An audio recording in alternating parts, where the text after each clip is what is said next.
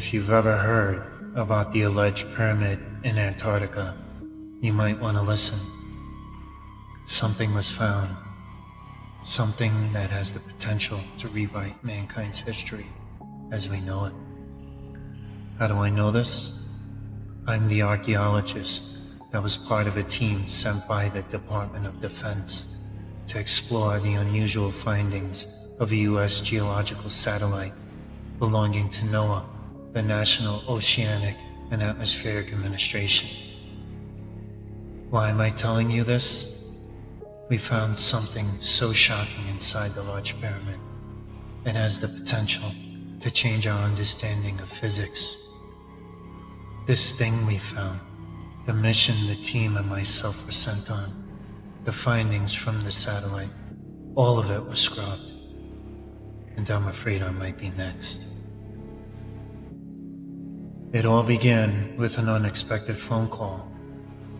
On the other end of the line was a representative from the Department of Defense offering me a peculiar task: investigate an ancient structure found beneath the ice of Antarctica. As an archaeologist, I was no stranger to excavations, but this was something entirely different. Accompanied by a geologist and a squad of 5 Navy SEALs, I found myself on a military helicopter en route to an isolated corner of Antarctica. The landscape was desolate, and the biting cold seemed to seep into our bones. As we descended, the silhouette of the pyramid captured by the NOAA satellite began to emerge from beneath the thick blanket of snow and ice. Our mission was clear: uncover the entrance and delve deeper into this mysterious pyramid. Our first significant discovery came in the form of a crumbling temple. Located just 50 meters from the north side of the pyramid, its walls were adorned with Egyptian hieroglyphs, a sight both familiar and perplexing. The glyphs were interwoven with unidentifiable characters, a fusion of past and unknown. Intrigued, we followed the corridors of the temple, which seemingly merged into the pyramid's interior. With every step, more hieroglyphs emerged, narrating tales of gods, cosmic events, and civilizations lost to time. Deciphering this amalgamation of known and mysterious symbols was akin to attempting to read a book with half the pages torn out. Our journey through the pyramid's network of tunnels led us to a series of antechambers, each a treasure trove of artifacts and statues. It was as if each chamber spoke stories of an advanced civilization, one intimately connected with the cosmos. Among the treasures were statues exquisitely carved and seemingly untouched by time. Jewelry once resplendent still gleamed despite centuries in the frozen depths, and the relics, each with a story of its own, hinted at a society with a profound understanding of the universe. With each find, our questions multiplied. Who were these people? What happened to them? At the climax of our expedition, we found ourselves in the heart of the pyramid. In a massive chamber, we encountered a colossal sarcophagus. Covered in the same inscrutable hieroglyphs, adjacent to it stood an imposing metal ring 15 feet in diameter, its surface adorned with inscriptions that defied our understanding. It levitated in place, supported by 2 massive red crystal obelisks, also adorned with inscriptions I couldn't make out. This chamber felt like an anomaly, a space where laws of physics no longer held sway.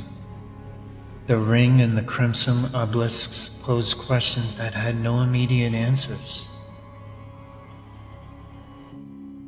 Astonishingly, the chamber's ceiling held yet another layer of mystery.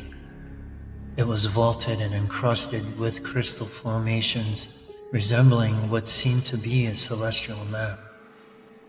The larger crystals, like cosmic jewels, seemed to represent stars or planets, forming a mosaic that seemed to explain the cosmos.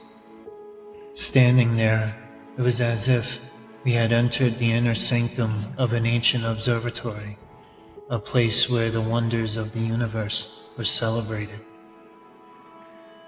One wall of the chamber was adorned with hieroglyphs hinting at coordinates. It was like this place held the key to a hidden destination, and the mention of a cryptic group or society only deepened the intrigue. However, translating these symbols remained an intricate puzzle, given their complexity and unfamiliarity. The team gathered around the wall, each person trying to make sense of the symbols. Some took out notebooks, sketching their hieroglyphs for further study, while others snapped photos with their cameras. The geologists noted that the stone used for this particular wall was different from the rest of the chamber, possibly indicating its significance. As hours passed, we noticed patterns in the hieroglyphs. Some symbols repeated at intervals, suggesting they might represent common words or phrases. The idea that this could be a map or a set of directions was becoming evident.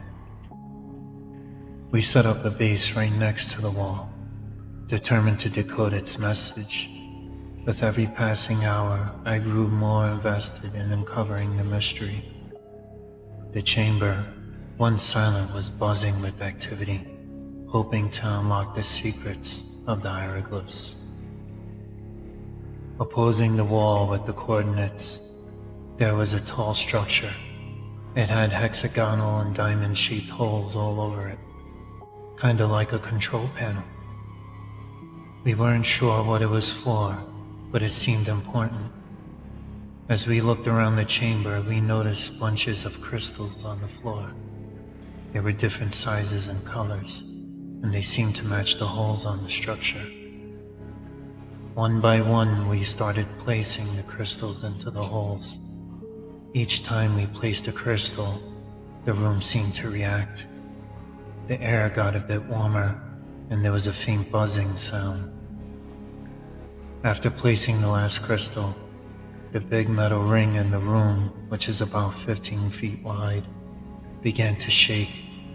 It wasn't a violent shake, but more like a steady vibration. The humming noise grew louder, filling the chamber. On either side of the ring stood two huge red crystal obelisks. As the humming continued, they began to glow. It wasn't a soft glow, it was bright and intense, lighting up the whole room. Then something unexpected happened. Right in the center of the metal ring, a portal started to form. It looked like a swirling mix of light and static.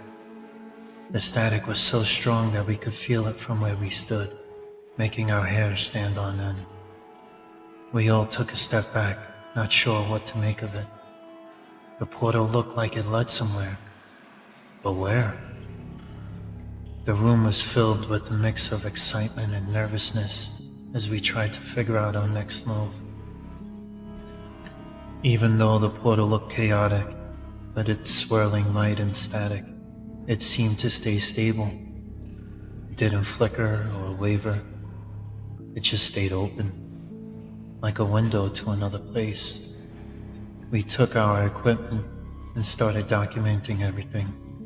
We snapped pictures, recorded videos, and used tools to measure different things. We checked for any changes in the magnetic field and used a Geiger counter to see if there was any radiation.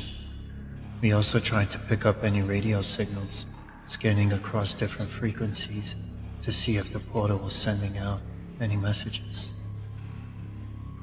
After about 5 minutes, we decided it was time to shut everything down. We carefully removed the crystals from the control panel.